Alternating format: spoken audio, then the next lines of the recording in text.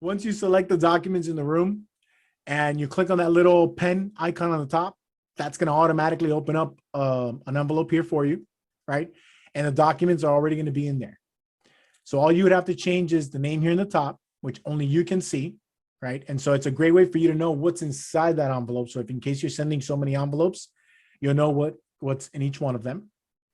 You're also able to organize the documents here in the order that you want the client to see by just simply dragging them into the order from left to right. Also, here in Add Recipients, you have three options: Pretag rows, room participants, and email addresses. So the first one is Pretag rows, which is only associated with forms. So this little blue icon here, okay? That means that it will automatically add initials and signatures to the form for you based on the recipients that you added onto this envelope, okay? That's why it's important. Here, let me just remove these really quick. If you make a mistake, you can always click on this little X here on the side and delete them. So that's why it's important when you go to Pretag rows that you identify who they are, right? So I represent the seller. I'm going to click on seller one and then put the name of the seller, right? I'm identifying who seller one is. That's important because once we go to the next screen, it's going to automatically identify Bob Smith as a seller and add Bob Smith's initials to everywhere that the seller initials have to go. Same thing for listing sales associate. I selected my name, and then wherever the agent's signature and initials have to go, that's where my name and initials will be. Add selected. Now, like I was saying, these both pop up with the same number, but these numbers represent what order you want the signees to sign. So in my case, right, I always put myself as first, the client as second. So what that means is that I'm going to sign the document first, and after I sign, then DocuSign will send an email out to the client, right? Because I want the client to receive the document, see everything filled out, and already see my initials and signatures, so they know that, hey, I'm serious, I'm ready to go, right? And so I want to be able to sign it first. At that point, if you have, let's say, husband and wife, you can either put both of them as one, and they'll both receive the email at the same time with their names, and they can sign it. Or you can say, I want the wife to sign first, and after she signs, then the husband can sign. The only cases that I've seen where husband and wife, and you would put them separate, 1 and 2, is if husband and wife both share the same email. So to avoid any confusions, you can choose to say the wife with a number 1, then you would put the husband with a number 2 because they have the same email, right? So they would receive an email, she signs, after she signs, they'll receive the email again, but under his name now. Okay, so that's Ariel, real quick, since you're in this section, Donna put in the chat here, what about broker? Because she's asking if she needs to get her broker signature on any of the documents, how would she go about doing that? Yeah, of course. So you've got two ways. If you have your broker's information and details, you can come to Pretag rows and where it says listing broker, select there, and then select his name, right? So let's just say that this is the broker. And add selected. I will automatically add the broker in there. You can identify whether you want him to sign second or you want him to sign third after the client, right? You confirm the email address and you confirm the name, right? You can always change the name, right? So let's say my broker's name is Mike Lopez. So you confirm the name and you confirm the email. If you don't have his information and details, so it won't show up in the drop-down box, let's delete that one. Then it's as simple as just coming here and clicking on email address, right? Putting the name, putting the email, but then when you go to the next page, you're gonna have to manually add his initials and signatures where they go because you haven't identified to DocuSign who he is, right? From the Pretag rows. Okay, so those are your two options there. Okay. Also, one thing that I want to show you too. Let's just say right now I have my seller is Bob Smith, right? However, let me save this and close it. as a draft. And I'm going to go back to my details. Let's say that Bob Smith has an LLC.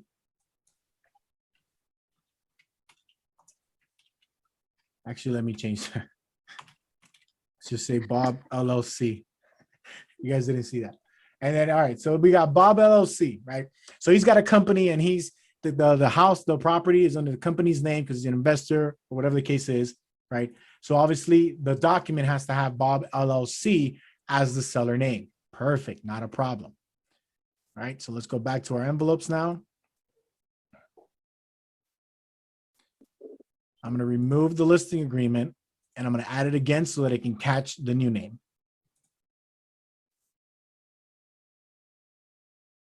Perfect. And I want it to be in the front. There we go. Okay. So now let me go ahead and remove this one. I'm going to go back to my Pretag rows, seller one, and it's Bob LLC. Now, obviously, when it's a company, yes, the document has to have the LLC name. However, the signer, right, it could be a managing partner that signs or whoever, and it's got to be that person's name on the signature, right? So it's as simple as adding them here. I want them to sign second, and you have the option of changing the name here, right? By me changing the name here is only affecting the initials and signatures. It's not affecting the document. You'll see next, the document still says Bob LLC. However, it will allow me to add initials and signatures, or in this case, it will automatically add the initials and signatures as Bob Smith. So that's the best way for you to do it. It works for LLCs, or when you have trustees, right? And there's a trustor signing on behalf of someone, that's where you would put the person's name so that when they sign, it's the actual name signing. Okay. So you have those two. Okay. So you have those two options there. That's for Pretag rows. Okay. Whenever you're adding a PDF into an envelope, you're only going to have the options of room participants and email addresses. So you're going to choose room participant so that you can identify who they are, right? And so all you got to do is in the detailed section, you already put that Bob LLC was your seller one.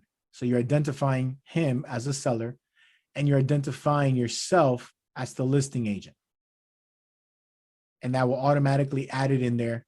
And the difference is, yes, when you go to the next page, you'll identify them as seller and as listing agent, but because it's a PDF, DocuSign cannot read it as a document. It sees it like a picture. So it doesn't know where the initials and signatures go. So the only difference is you'll have to manually put the initials and signatures. And I can show you that later after we're done with this Pretag example. So let me delete that and go right back to Pretag rows.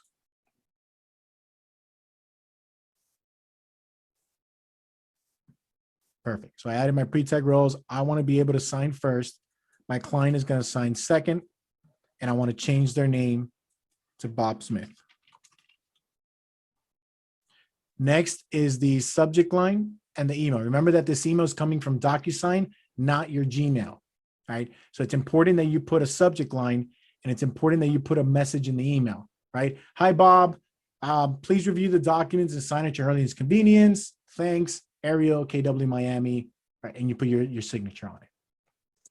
Can you talk about the subject line a little bit? Because we had this question come up earlier today about different envelopes having different differentiation because somebody is going into a bunch of envelopes and not knowing which documents are in which one. How would they be able to differentiate the envelopes? Well, to differentiate the envelopes, the best way would be by adding the envelope name. So if you put whatever's inside this envelope up here, that's what's going to show you what's inside the envelope, right? So here, let me show you. If I hit save and close and save it as a draft, see how it says draft, but then it says listing agreement and disclosures? That's the name of the envelope.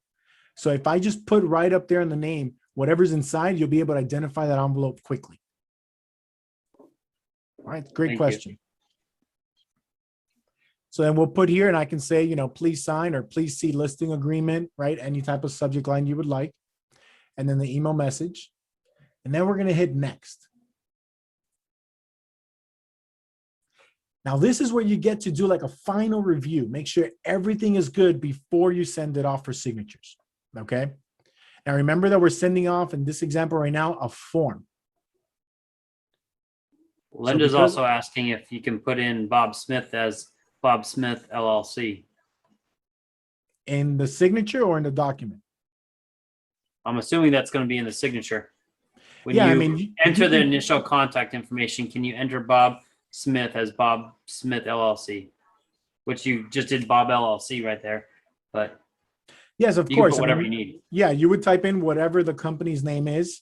You would type it there so it can come out on the document, but you would do that either in details or on the document itself in the document tab.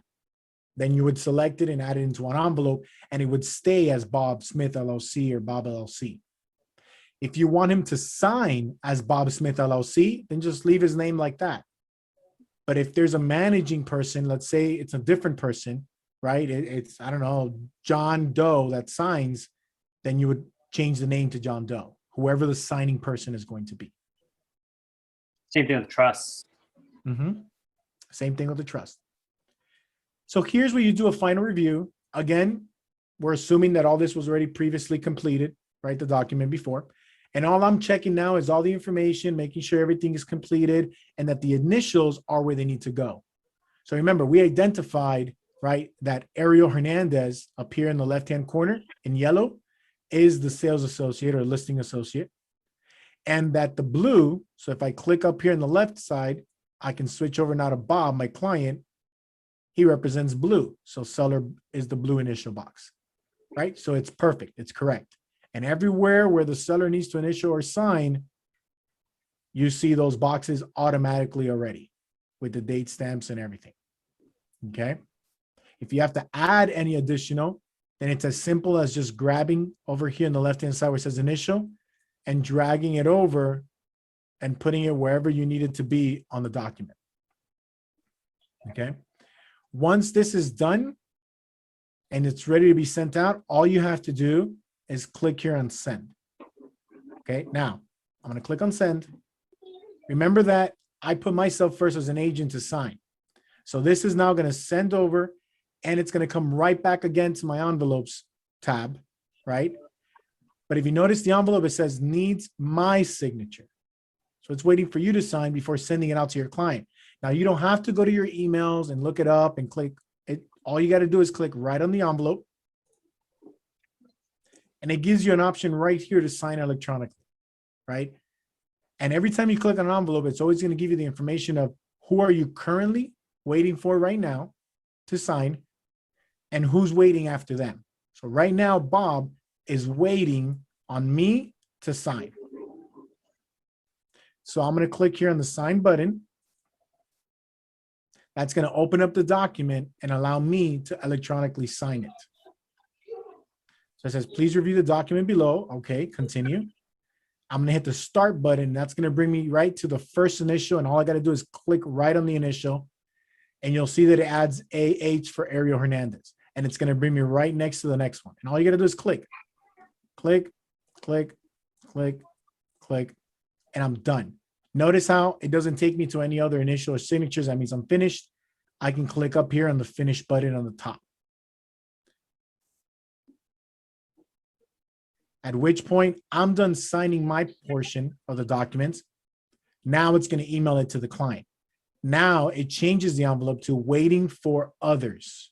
So if I click on it, it's going to tell me currently right now, who am I waiting on to sign in order for me to receive that completed signed document, right? And that's important too, because I've seen where agents sometimes they add multiple people as recipients, and they might add a spouse or a lawyer or something as they need to view the document and stuff like that. And then all the clients are like, well, I already signed it. Well, and you're looking in here and you don't see the document. And it happens because you might have had someone else in there and you put the option needs to view. And the problem with that is that by you putting needs to view, until that person opens up that email, clicks on the document, opens the document and sees it, you won't get the final signed version of it, right? So if somebody just needs to kind of glance at it or see it, or they just want a copy of it, you're better off choosing receives a copy, right? So if you open up an envelope here, you're going to see that when you add people to it,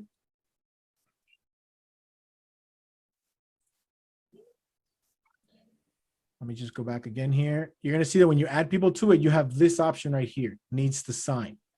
But you also have needs to view or receives a copy. So if they say, hey, just send a copy to my lawyer so you can see it, receives a copy. All that's going to do is that command is going to send them a copy and then move on to the next person. But if you put that they need to view it until that attorney opens that email and views the document, the next person is not going to receive the email for them to sign. Or if they're the last one, until they view it, you're not going to receive the completed signed document and you're just going to be waiting for the attorney to open up the email. All righty. So right now we're waiting on someone else. So what I did is that I send it to my personal email. I'm going to show you how it looks like when your client receives it.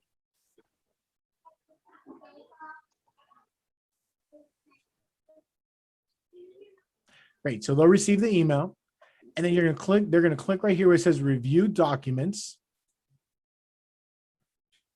That's going to open up the document and it's going to ask them to agree to use electronic records and signatures to sign.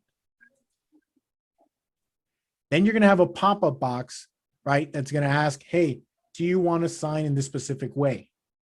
Okay. And then you have to agree to it. The reason it didn't ask me now is because I've already sent myself documents before and I've already agreed to it. But you'll have a pop-up box that says, is this your name? And they can change their name. And it says, do you want your electronic signature to look this way? Or they can choose an option to draw and they can draw out their actual signature. At which point here, they just click on start. And again, initial. Oh, and there it goes. It showed it to me again. So is this your name? Yes. Are you okay with your initial and your signatures looking like that? If they agree, they hit adopt an initial. If they want to draw it, they hit here draw, and then they can draw out however their initials are or signature. Okay. So let's say they're okay. Good. Yeah. Let's say that they're okay with it looking like this. Then you can hit adopt an initial and automatically the initials go in. All right. I got one up here.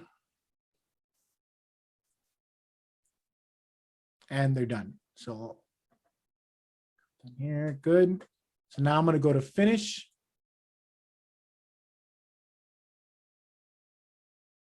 Now, it's asking here basically, hey, do you want to create an account with DocuSign so you can save a copy of your document? They don't need to do that. If they want to download a copy of the document for themselves, they just come up here to the little download button and click combine PDF or separate PDF because I send them different PDFs. Okay. And so they can combine them all into one and it will automatically download for them. Okay. You see down here and they download it. And then they just hit no thanks. I don't want to create an account. And it tells them you are all done. Great. They close the tab, right? They can close their email. Let's refresh here the page. Now the envelope says completed. So now when I go to documents, right next to each document, you're going to have the completed signed version and your certification indicating that the person was the one that signed all these documents. And this document, it's important because it tells you from what computer they signed it from, right? The IP address, when it was sent to them, when they viewed it, and when they signed it, and to what email, right? So very important information here to verify that it was your client who signed it and not someone else. Hey, Ariel, we got a couple questions in chat. Yeah, go ahead. So Karen's asking what happens if they decide midway they want to change? How do you cancel? Do you want to change like something in the contract or something in the listing agreement? Let's answer both. Okay. All right. So yeah. So let's say that we already sent it yes. out. Okay. Let's say we sent it out. If the client has not signed the document yet, they opened it, they viewed it, and they saw a mistake and they didn't sign it. They closed it. Hey, look, fix this before I sign this. If they haven't signed it, then you can edit it, right? So let me just show you really quick what I mean.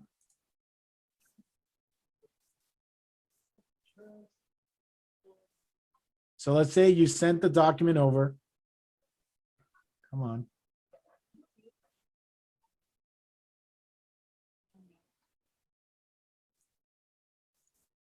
Okay. So I sent it. They read it. Hey, look, no, I need you to make a change. It's 6% commission or it's 5% commission or whatever the change is. You're still waiting for them to sign. You can click on the envelope and you can hit where it says correct. That's going to bring you back to how the envelope looked like before. And then I'm going to come up here where it says edit signing fields. That's going to bring me over to the editing page, like the one that we went and we saw all the final review, like all the final before we sent it off. So it comes right back here. Now, if you're going to do the correction directly from the envelope, it'll bring you here and then it'll treat it like a PDF, which means if you want to make a change, you're going to have to like scratch it off and put a text box over it. Okay. So let's say the price is not 600, it's 625. Okay. Well, then I can come here to the pen on the pre-filled tools, scratch it off and put a text box and put 625. I'm going to put read only because if I do not check this, then whoever I send the document to will be able to change whatever's inside that text box. So I'll put a read only, and then I'm going to put an initial box right next to it so they can initial that change.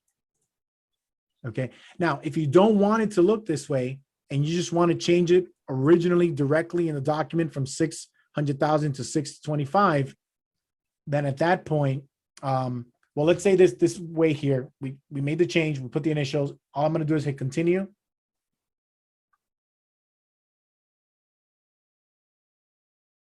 It brings me right back again to my correction page, and then I'm going to hit send.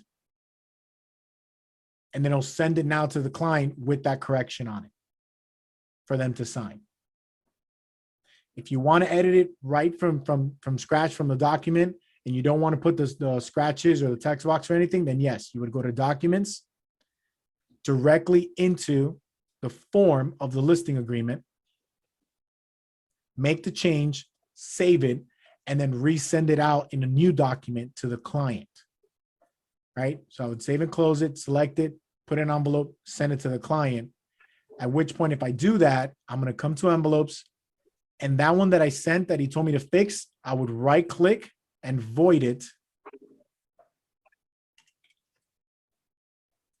so that the client won't be able to go into that form and get confused and sign the wrong one. So by me voiding it now, if the client goes to their email and tries to click on that link on the email, it won't open up because I voided the transaction, right? The envelope. Okay. So those are your two options. If you don't mind scratching and putting initials and text boxes and all that, you can do it right from the envelope and just resend it out, or you void it, fix it in the original document, and send it out again to the client. I hope that answered your question. And Jessica's asking if you as the agent will have to re-sign it as well. And the answer there is no. The only person who has to initial it is going to be the client and also the person you send it out to. So any changes to it would have to be initialed next to, but the agent doesn't have to make those initials. That's if you're doing the correction. If you're going back to the original form and resending it, then yes, you'd have to sign it again. But if you void it, then you're going to have to do it again. So then you'll have to sign it. Correct. Yep. All right. We're at 2:40. We've got about 5 minutes or so left, unless we got some really, really great questions. Yep. Anybody have some good questions in here that really want to get answered?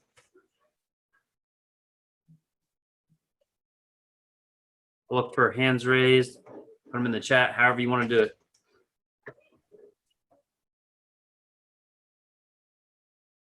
I guess. There's quite a bit here. So is there a mobile app for DocuSign? Yes, but we don't connect to it. I suggest what you do is, like, I know I have an Android phone. I just went to the DocuSign website and it's mobile friendly. And I just added that as a application to my phone. Correct. Yeah, that's how I do Shared it. it to my home screen. That's the best way to do it. Mm-hmm. Open it up in Chrome on your phone, and then there should be an option on the top right corner that you click on, and then it says add to home screen. You click on that and it will create like a little shortcut app right on the home screen of your phone. All you got to do is click on it and it takes you directly to DocuSign. And honestly, that's what most mobile apps are. It's just mobile friendly websites. Right. How can we move the date sign field over so it doesn't run off the page? How to remove the date signed field over so it doesn't run off like the date stamp? Correct. So let me go.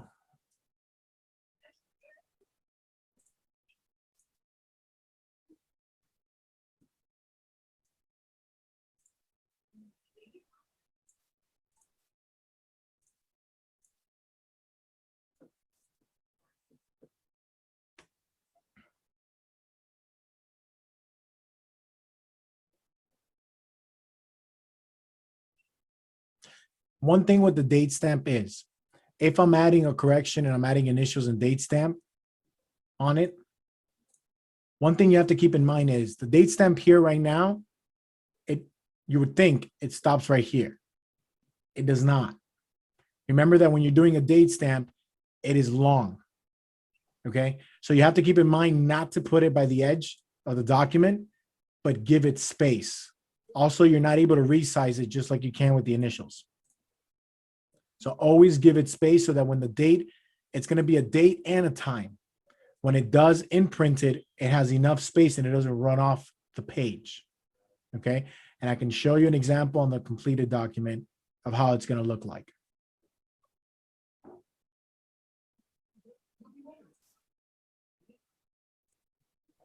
So we go back to documents. Dora says she had a Brett moment in this session. So if I go down here, notice how here it has the date and the time, right? And it tells you also your time zone.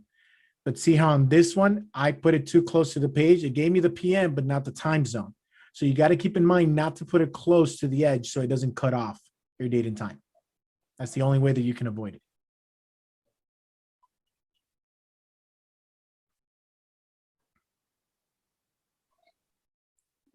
Can our tech move this so that it always appears inward a bit?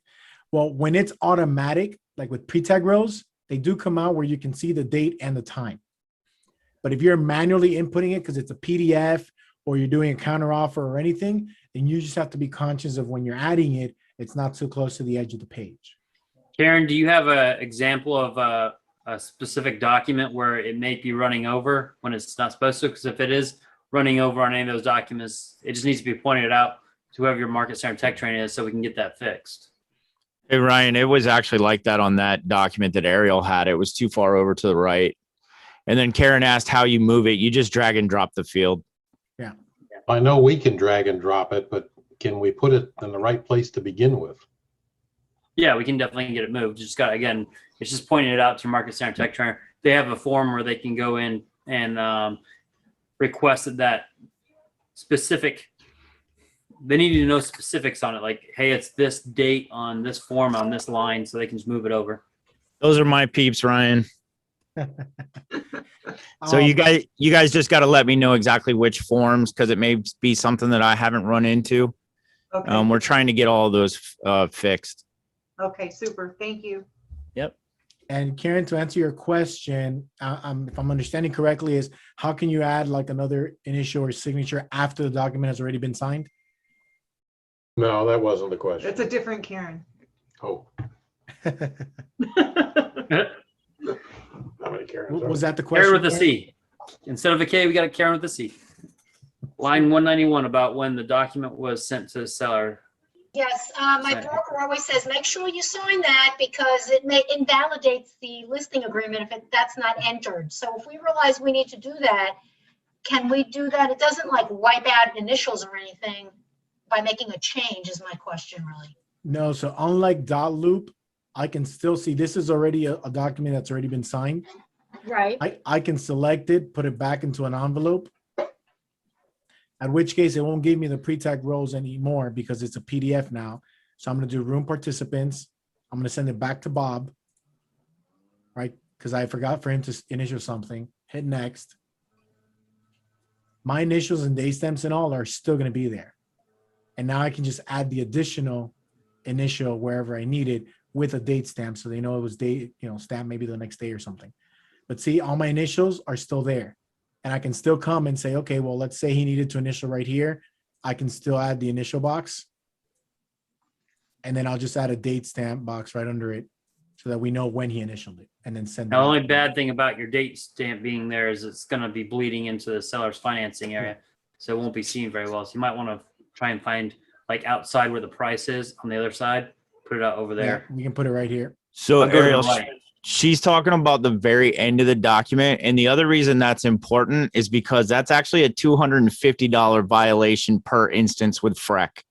They were here in Southwest Florida 2 years ago, cracking down on it. Yeah, so it's copy return to seller on line 191 right there.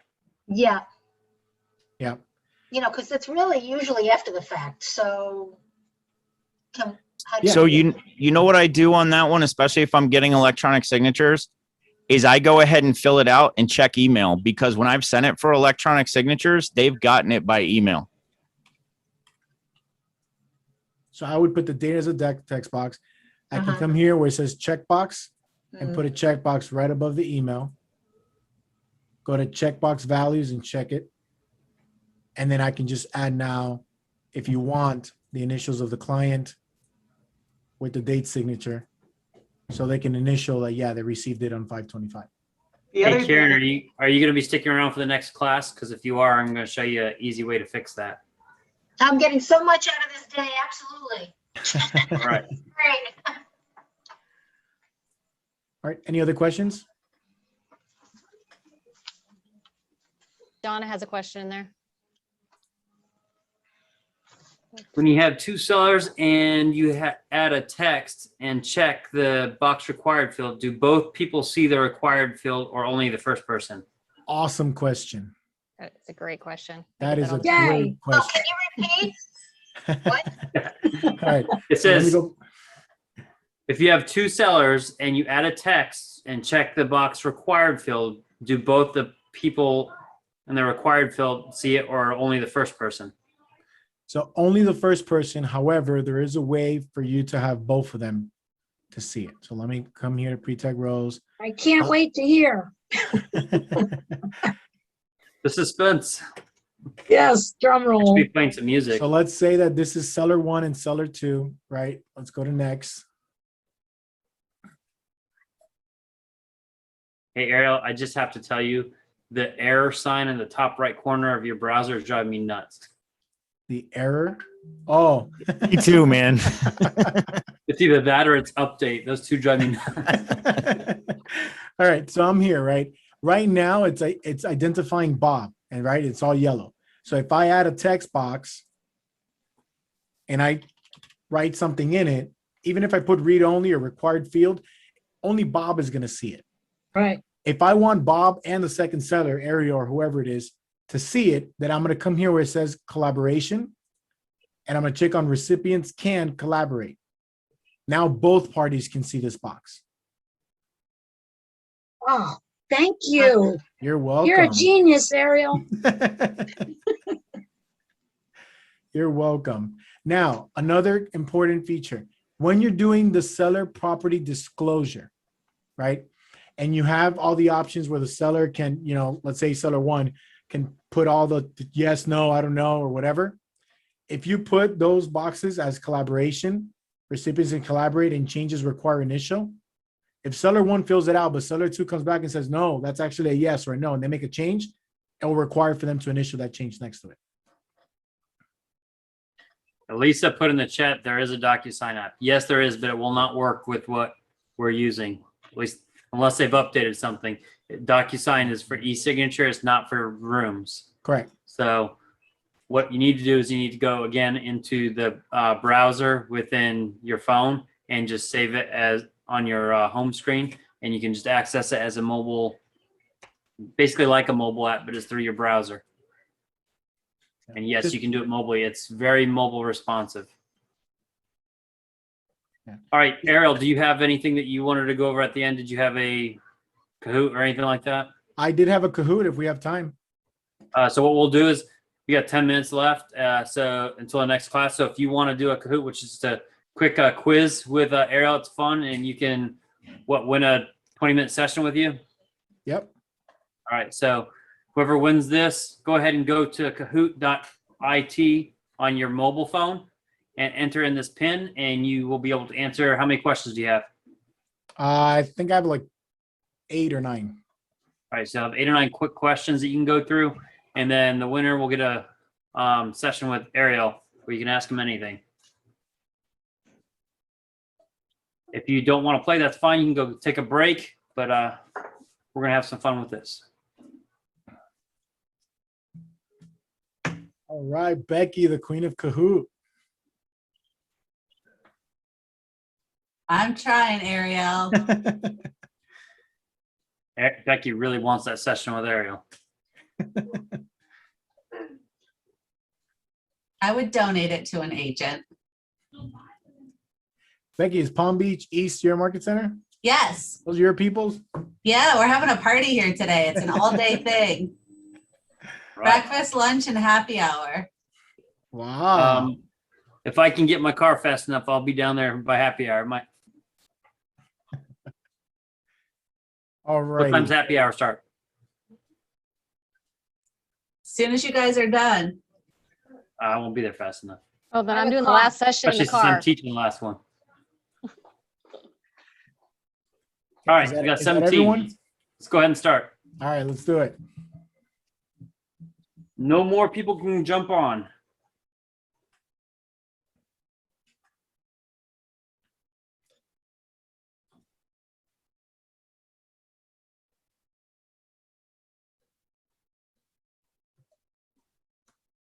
That's a good question. All right. Let's see who's the fastest. Tricia, good job.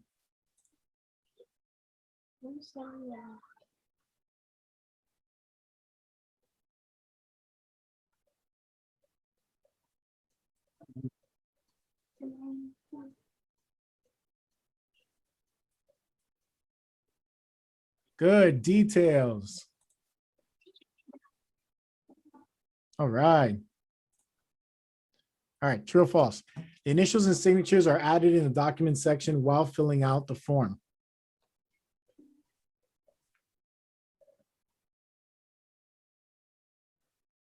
False, good.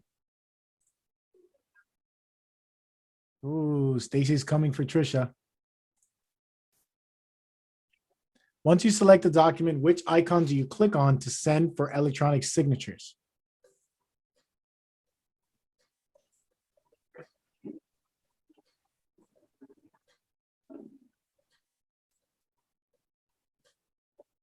Good, envelopes. Oh, Stacy, good job. And envelopes, which is not a add recipient option.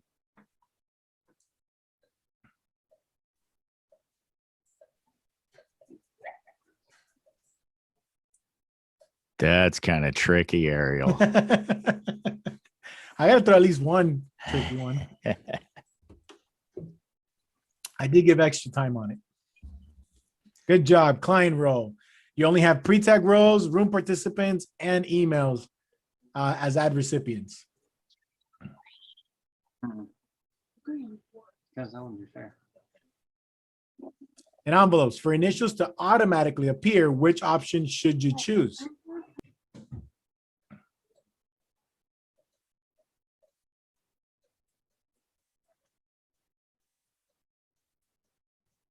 Good, pre-tag rows. All right, All Palm right, Beach. here we go for the win. Let's see who can win. Becky, you should be proud. You can edit a PDF in envelopes.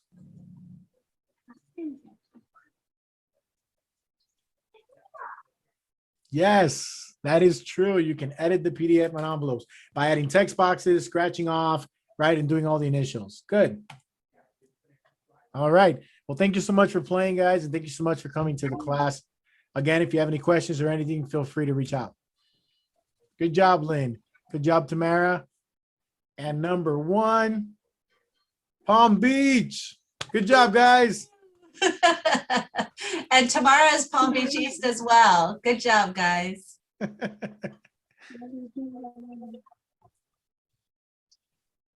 It's that tech trainer they've got, Ariel. I don't know I'm what to telling say. you, she's amazing.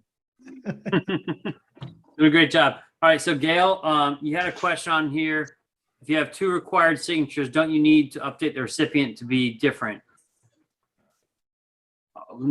I want to make sure we understand that question correctly. Can you come on and kind of explain that a little bit more? Yes, it doesn't default to, it always stays default to whoever number 1 is. If you add a second signature, you need to make sure that you have to go up and select it so it's a different color. So signature 1 is yellow, signature 2 required is blue.